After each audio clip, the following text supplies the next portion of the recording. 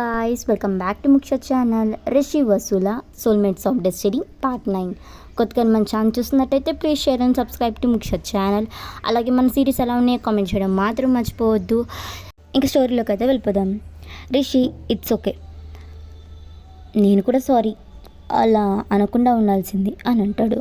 వసు ఒక చిన్న రిక్వెస్ట్, సోఫాలో పడుకుంటే బ్యాక్ పెయిన్ వస్తుంది, కింద పడుకోవచ్చా ప్లీజ్ అని అంటుంది. రిషి ఓకే అని అంటాడు. బస్సు థ్యాంక్స్ అని చెప్పి ఇంకా కింద బెడ్ వేసుకొని ఇంకా రిషికి తన ఫేస్ని కనపడకుండా ఇంకా చున్నీ పెట్టేసి ఇంకా పడుకుంటుంది.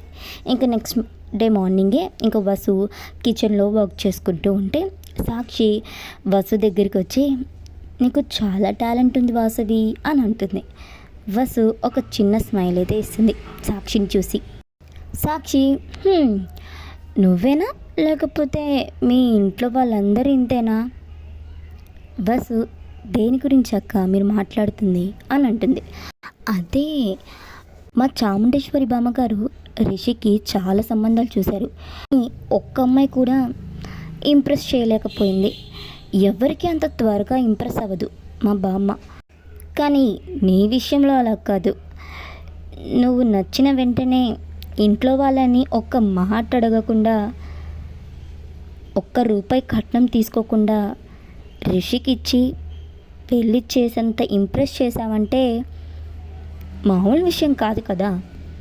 అందుకే నువ్వు చాలా గ్రేట్ వాసవి అని అంటుంది. వసుకి సాక్షి అనే మాటలు అర్థమవుతూ ఉంటాయి, ఆయన సైలెంట్గా వింటూ ఉంటుంది.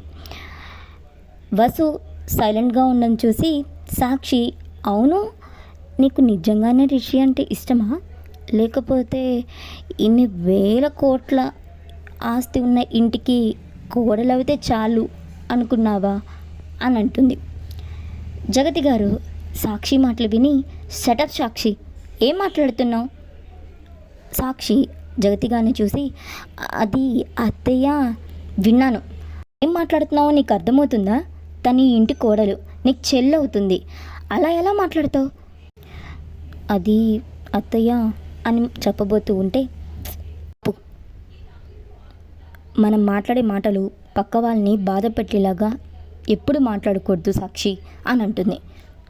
సారీ అత్తయ్య అని అంటుంది సాక్షి. నాకు కాదు వాసవికి చెప్పు అని అంటుంది. సారీ వాసవి, నువ్వు హట్ అయితే అని వెళ్ళిపోతుంది కోపంగా. జగతి గారు తనంతే అమ్మ, తన మాటలు పట్టించుకోకు అని అంటారు. వసు ఒక చిన్న స్మైల్ ఇచ్చి తన వర్క్ అయితే చూసుకుంటూ ఉంటుంది. కొంచెంసేపు తర్వాత వసుకి ఓం అయితే కాల్ చేస్తూ ఉంటాడు. వసు కాల్ లిఫ్ట్ చేసి హలో ఓం చెప్పు. మ్యామ్ వాసవికి బాయ్ ఫ్రెండ్స్ ఎవరు లేరంట, తన ఫోన్ స్విచ్ ఆన్ చేశారు, హైదరాబాద్లోనే ఉన్నట్టు తెలిసింది అని అంటాడు. బస్సు తను ఎక్కడుందో త్వరగా తెలుసుకో ఓం అని అంటుంది. ఓం ఓకే మ్యామ్ అని కాల్ కట్ అయితే చేసేస్తాడు. వసు వెనక్కి తిరిగి చూసేసరికి రిషి ఫైల్ మీద వాటర్ అయితే పడుతూ ఉంటాయి. వసు ఫైల్ తీయడానికి వెళ్తూ ఉంటే రిషి వాష్రూమ్లో నుంచి వచ్చి ఫైల్ని తీస్తూ చూస్తూ ఉండకపోతే ఫైల్ తీయచ్చు కదా అని గట్టిగా అంటాడు. వసు తనే కదా తన వస్తువుని ముట్టుకోవద్దన్నాడు, ఇప్పుడంటే ఇలా మాట్లాడుతున్నాడు అని అనుకుంటుంది మనసులో. రిషి ఏంటి అలా చూస్తున్నావు, మీరే కదా మీ వస్తువులు ముట్టుకోవద్దన్నారు, అందుకే ముట్టుకోలేదు అని అంటుంది. రిషి నా మాట నాకే చెప్తుంది. అవును, ఈ వాటర్ ఇక్కడికి ఎలా వచ్చాయి, నేనే పెట్టాను కదా మర్చిపోయాను అనుకుంటూ ఇంకా బయటకు అయితే వెళ్ళిపోతాడు. కొంచెంసేపు తర్వాత పరందామయ్య గారు రిషి వాళ్ళ ఇంటికి అయితే వస్తారు. మహేంద్ర గారు పరందామయ్య గారిని చూసి హలో సార్. హలో మహేంద్ర గారు, రిషి లేడా? ఇప్పుడే పిలుస్తున్నానండి. మహేంద్ర గారు రిషి రిషి అని చెప్పి రిషిని పిలుస్తూ ఉంటారు. రిషి వస్తున్నాను డాడ్ అని చెప్పి కిందకి వచ్చి పరందామయ్య గారిని చూసి హలో సార్ ఎలా ఉన్నారు అని చెప్పి పరందామయ్య గారిని హగ్ చేసుకుంటాడు. గారు ఐఎమ్ గుడ్ రిషి, మీరు ఎలా ఉన్నారు, ఏదన్నా వర్క్ ఉందా సార్ అని అంటారు రిషి. లేదు, పెళ్ళికి రిసెప్షన్కి రాలేకపోయాను, అందరినీ కలిసినట్టు ఉంటుంది, నేను విష్ చేసినట్టు ఉంటుందని వచ్చాను అని అంటారు. మహేంద్ర గారు రండి అని చెప్పి కూర్చొని మాట్లాడుతూ ఉంటారు. జగతి గారు అందరికీ కాఫీ తీసుకొని అయితే వస్తారు. పరంధామ గారు కాఫీ తాగుతూ, అవును రిషి, మీ వైఫ్ ఎక్కడా, కనపడట్లేదు అని అంటారు. జగతి గారు తన పైన ఉంది, పిలుస్తానండి అని చెప్పి వాసవి వాసవి అని చెప్పి పిలుస్తుంది. సాక్షి తనేమన్నా ఎలిజబెత్ మహారాణా, ప్రతి ఒక్కరు తనని చూడాలని ఇంటికి వస్తున్నారు అని అనుకుంటుంది మనసులో. వసు, హా అత్తయ్య వస్తున్నాను, పద అంజు అని చెప్పి ఇద్దరైతే కిందకు వస్తారు. మహేంద్ర గారు, అదిగోండి మా చిన్న కోడలు అని చెప్పి వసుని అయితే చూపిస్తారు. పరంధామ గారు వసుని చూసి షాక్ అయిపోయి నించుంటారు. వసు కూడా పరంధామ గారిని చూసి షాక్ అయిపోతుంది. పరంధామ గారు వసు అని అనబోతూ ఉంటే వసు తల తిప్పుతూ చెప్పొద్దు అన్నట్టు సాగ చేస్తుంది. పరంధామ గారు తను అని అంటూ ఉంటే మహేంద్ర గారు రిషి వైఫ్ వాసవి అని అంటారు. వసు, నమస్తే సార్, నమస్తే అమ్మా అని అంటారు పరంధామయ్య గారు. రిషి వసు ఇద్దరు పరంధామయ్య గారి దగ్గర ఆశీర్వాదం అయితే తీసుకుంటారు. వసు వాళ్ళ తాతయ్యని చూసి కొంచెం ఎమోషనల్ అయిపోతుంది. వసు కంట్లో నీళ్ళు పరంధామయ్య గారి కాళ్ళ మీద అయితే పడతాయి. పరంధామయ్య గారు ఇద్దరిని లేపుతారు. వసు తల నిమురుతూ ఉంటే వసు ఒక చిన్న స్మైల్ అయితే ఇస్తుంది. ఇంకా తర్వాత అందరూ లంచ్ చేయడానికైతే కూర్చుంటారు. వసు అందరికీ వడ్డిస్తూ ఉంటుంది. పరంధామయ్య గారు వసుని చూస్తారు. తన చేతిలో ఎప్పుడు ఫైల్స్ మాత్రమే చూసే ఆయన ఈసారి అందరికీ తన చేత వడ్డిస్తూ ఉంటే చాలా హ్యాపీగా ఫీల్ అవుతారు. అది చూసి తలదించుకొని నవ్వుకుంటూ తింటూ ఉంటారు. మహేంద్ర గారు, ఏంటి సార్ కర్రీస్ బాగలేవా అని అంటారు. పరంధామయ్య గారు, చాలా బాగున్నాయి మహేంద్ర గారు, ఎవరు చేశారు అని అంటారు. మహేంద్ర గారు, మా చిన్న కోడలు వాసవి అని అంటారు. చాలా బాగున్నాయి, నా మనవరాలు ఇంత బాగా వంట చేస్తుందా అని చెప్పి బస్సుని చూస్తారు. బస్సు ఒక చిన్న స్మైల్ అయితే ఇస్తుంది. రిషి మెల్లగా తింటూ ఉంటే పరంధామయ్య గారు, రిషి కర్రీస్ అన్నీ చాలా బాగున్నాయి, తిను, అమ్మ వాసవి రిషికి వడ్డించు అని అంటారు బస్సుతో. బస్సు అని చెప్పి రిషి దగ్గరికి అయితే వస్తుంది. రిషి సైలెంట్గా ఉంటాడు. బస్సు వడ్డిస్తూ ఉంటుంది. రిషి చాలు అని చెప్పి అంటాడు. పరంధామయ్య గారు, తిని రిషి అని అంటారు. రిషికి తినాలనిపించకపోయినా పరంధామయ్య గారు ఫోర్స్ చేయడంతో ఇంక తింటాడు. పరంధామయ్య గారు, ఎలా ఉంది రిషి అని అడుగుతారు. బాగుంది సార్ అని అంటాడు. శైలేంద్ర సాక్షిని చూస్తూ ఉంటాడు. సాక్షి పళ్ళు కొరుక్కుంటూ అందరు దాన్నే పొగుడుతున్నారు. నేను వంట చేసినప్పుడు ఎవరు ఒక్కసారి కూడా పొగడలేదు అని చెప్పి అనుకుంటుంది. శైలేంద్ర సాక్షిని చూసి ఇది మారదు అని అనుకుంటూ కామ్గా తింటూ ఉంటాడు. ఇంకొంచెం సేపు తర్వాత పరంధామయ్య గారు, సరే రిషి నేను వెళ్తాను అని అంటారు. రిషి ఓకే సార్ అంటాడు రిషి. వసు అమూల్ జున్నుతో ఆడుకుంటూ ఉంటుంది. ఆమె గారు వసుని చూసి బాయ్ వాసవి అని అంటారు. బాయ్ తాతయ్య అని అంటుంది వాళ్ళతో ఆడుకుంటూ.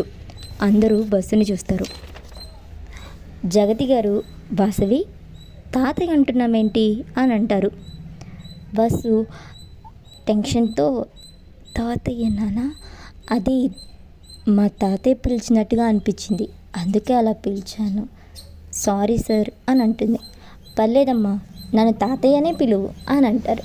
బస్సు అని అంటుంది. జగతి గారు బస్సు తలని మురుతూ ఉంటారు. పరంధామయ్య గారు, సరే నేను వెళ్తాను అని బయటికి వెళ్తారు. ఇంకందరూ లోపలికి వెళ్తూ ఉంటే వసు, అత్తయ్య సార్ ఫోన్ మర్చిపోయారు, ఇచ్చేసి వస్తాను అని చెప్పంటుంది. జగతి గారు, సరే అమ్మా అని చెప్పి లోపలికైతే వెళ్ళిపోతారు. బస్సు పరంధామయ్య గారి దగ్గరికి వెళ్ళి హగ్ చేసుకొని ఏడ్చేస్తుంది. పరంధామయ్య గారు, ఏమైంది బస్సు, నువ్వేంటి ఇక్కడ, నేను వాసవి అంటున్నారేంటి, నువ్వు రిషిని పెళ్లి చేసుకోవడం ఏంటి, అసలు ఏమైందమ్మా అని అంటారు.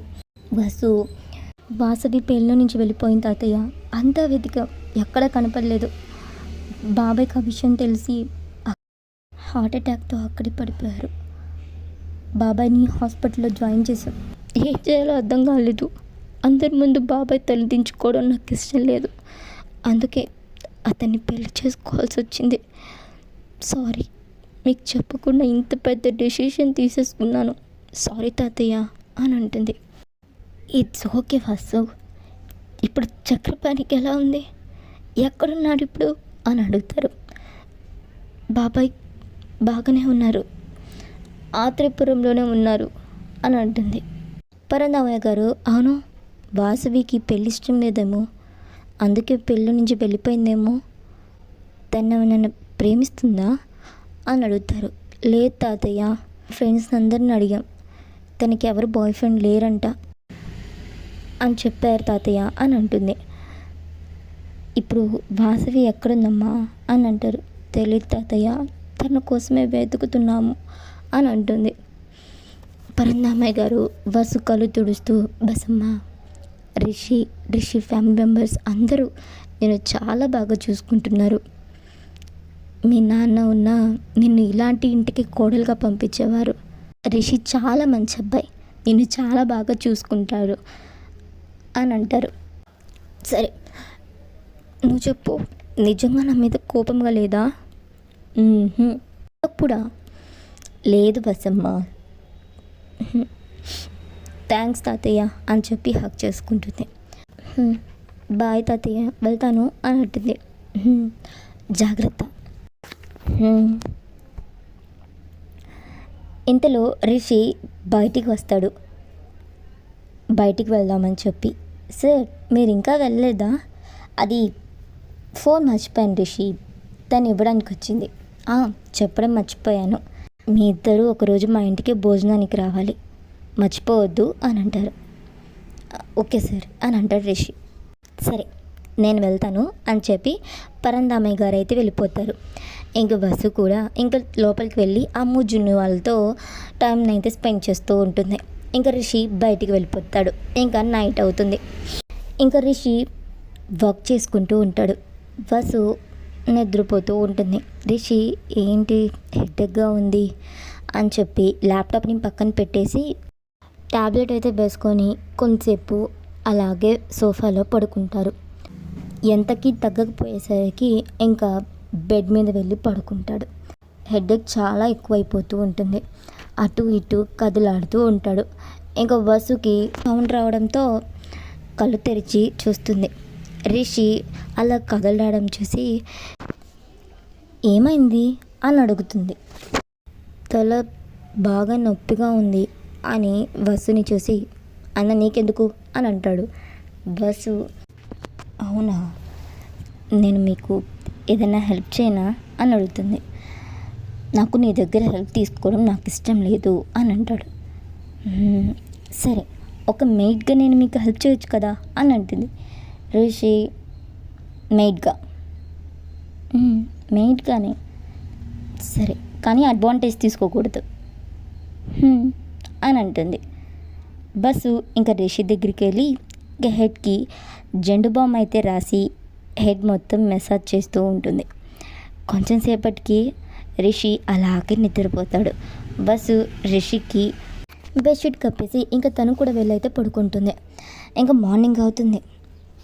ఇంకా రిషి ఒళ్ళు విరుచుకుంటూ ఇంకా లేగుస్తాడు. ఇంకా బస్సు ఫ్రెష్ అవ్వడానికి అయితే వెళ్తూ ఉంటే రిషి బస్సుని చూసి అని అంటాడు. బస్సు రిషిని అయితే చూస్తుంది. రిషి థ్యాంక్స్ అని చెప్పి తలూపుతూ వెళ్ళబోతూ ఉంటే 1 minute ఇదిగో అని మనీ ఇస్తూ, మేడన్నావు కదా, నేను ఎవరి హెల్ప్ ఫ్రీగా తీసుకో అని అంటాడు. బస్సుకి కొంచెం కోపం వచ్చినా థ్యాంక్స్ అని చెప్పి మనీని అయితే తీసుకొని ఫ్రెష్ అవ్వడానికి అయితే వెళ్ళిపోతుంది. ఇక్కడితో స్టోరీ అయిపోయింది గాయస్. సో కొత్తగా మన ఛానల్ చూస్తున్నారైతే please share and subscribe to Mukhya channel. అలాగే మన సిరీస్ ఎలా ఉన్నాయో కామెంట్ చేయడం మాత్రం మర్చిపోవద్దు.